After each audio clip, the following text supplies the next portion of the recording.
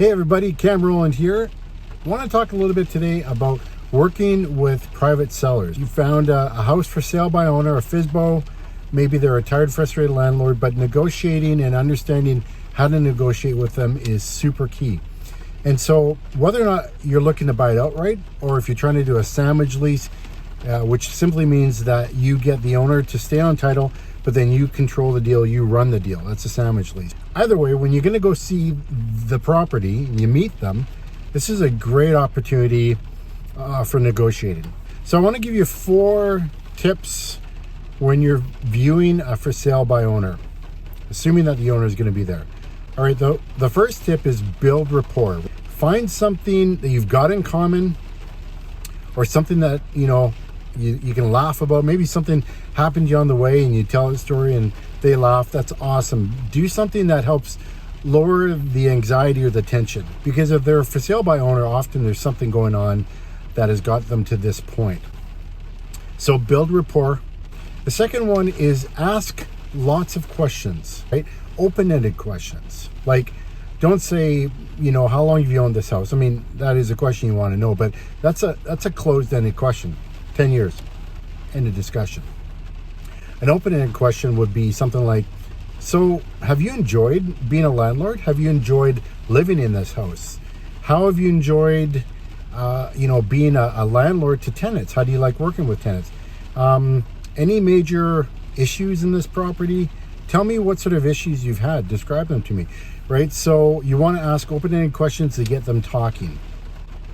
Thirdly, when you get them talking, make sure that you're listening, right? Because often we as people will ask a question and then we don't even listen to the answer. Our mind's on to the next question. In these situations, listen to what they're saying. We've got 2 ears and 1 mouth, so listen twice as much, because you're going to be cued into things that are going to be really important when you go to make an offer and negotiate a deal, right? Because you want to be listening to what they're saying. You want to be listening to what they're not saying. If you ask a question and you see something obvious and they're avoiding it by not saying anything, that's pretty important to know. So you want to be aware of what they're saying. And the fourth and final one is figure out what their pain points are. So that's why you're listening. That's why you're opening any questions. Why do they need to sell? Is it a cash flow problem? Is it a health issue? They're just tired of dealing with the property or tenants? Is it a